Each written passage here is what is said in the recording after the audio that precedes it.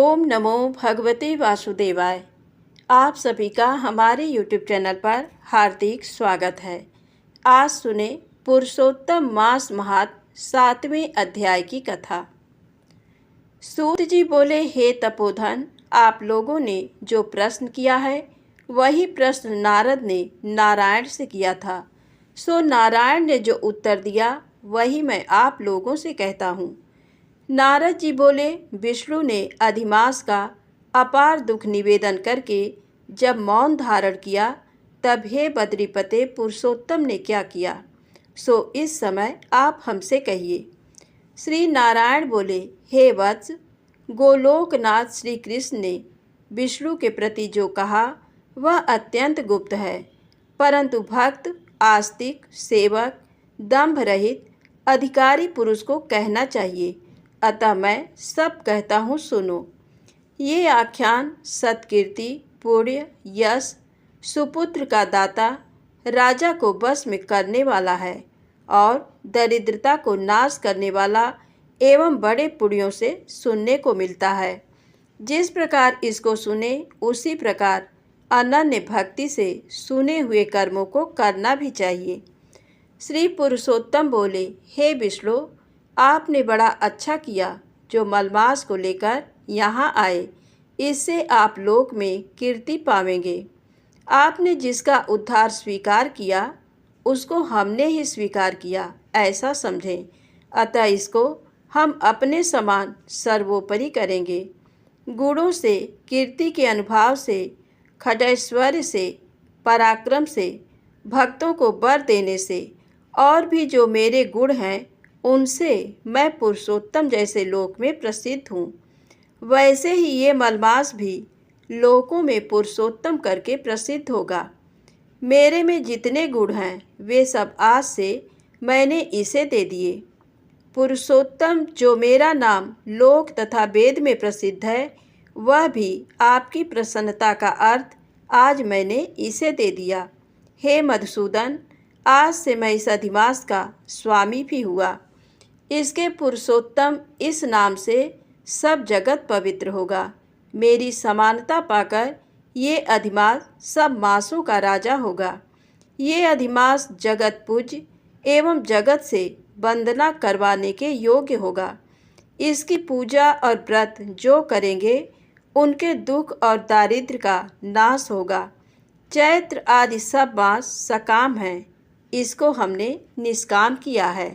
इसको हमने अपने समान समस्त प्राणियों को मोक्ष देने वाला बनाया है।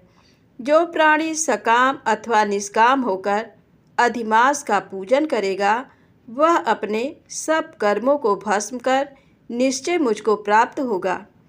जिस परम पद प्राप्ति के लिए बड़े भाग्य वाले यति, ब्रह्मचारी लोग तप करते हैं और महात्मा लोग निराहार व्रत करते हैं एवं दृढ़ व्रत लोग फल, पत्ता, वायु भक्षण कर रहते हैं और काम क्रोध रहित जितेंद्रीय रहते हैं, वे और वर्षा काल में मैदान में रहने वाले, जाड़े में शीत, गर्मी में धूप सहन करने वाले मेरे पद के लिए यत्न करते रहते हैं। हे गरुड़ ध्वज, तब भी वे मेरे अव्यय परम पद को नहीं प्राप्त होते हैं, परंतु पुरुषोत्तम के भक्त एक मास के ही व्रत से बिना परिश्रम, जरा, मृत्यु रहित उस परम पद को पा लेंगे। ये अधिमास व्रत संपूर्ण साधनों में श्रेष्ठ साधन है और समस्त कामनाओं के फल की सिद्धि को देने वाला है। अतः इस पुरुषोत्तम मास का व्रत सबको करना चाहिए।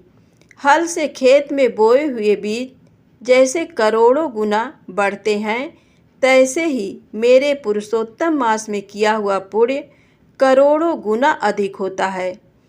कोई चातुर्मास आदि यज्ञ करने से स्वर्ग में जाते हैं, वह भी भोगों को भोगकर पृथ्वी पर आते हैं, परंतु जो पुरुष आदर से विधि पूर्वक अधिमास का व्रत करता है वह अपने समस्त कुल का उद्धार कर मेरे में मिल जाता है।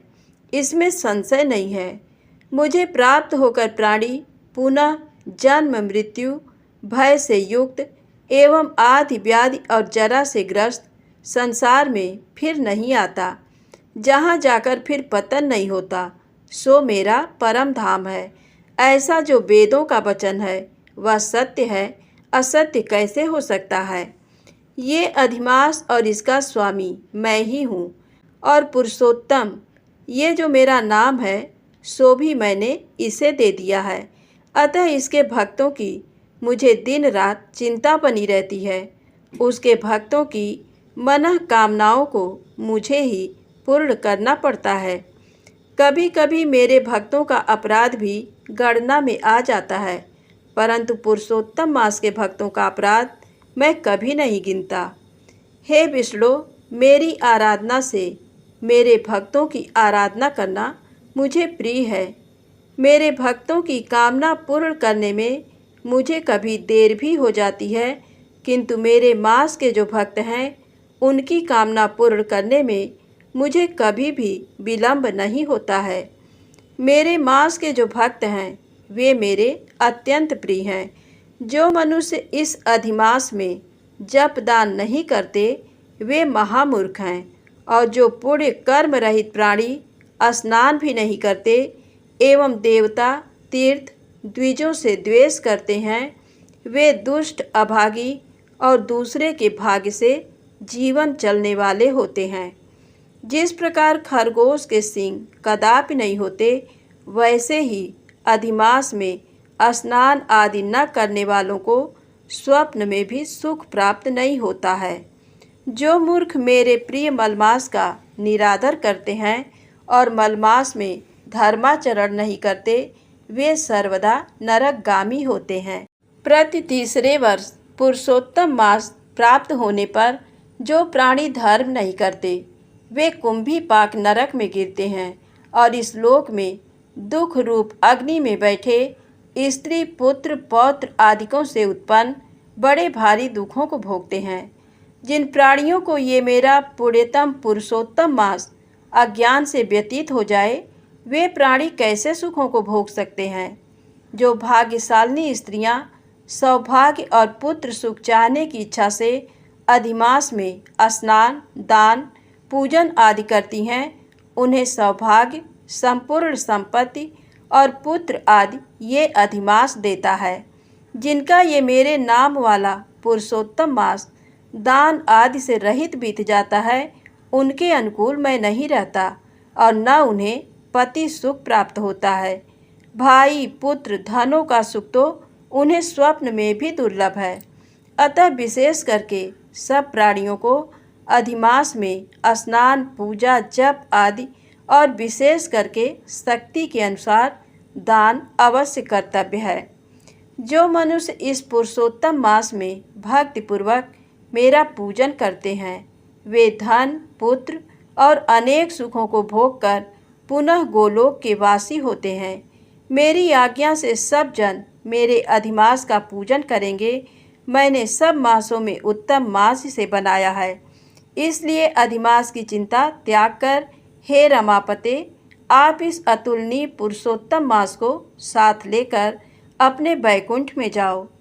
श्री नारायण बोले। इस प्रकार भगवान श्री कृष्ण के मुख से रसिक वचन श्रवण कर विष्णु अत्यंत प्रसन्नतापूर्वक इस मलमास को अपने साथ लेकर नूतन जलधर के समान श्याम भगवान श्री कृष्ण को प्रणाम कर गरुड़ पर सवार हो शीघ्र बैकुंठ के प्रति चल दिए। आज की कथा यहीं समाप्त होती है। प्रेम से बोले विष्णु भगवान की जय हो।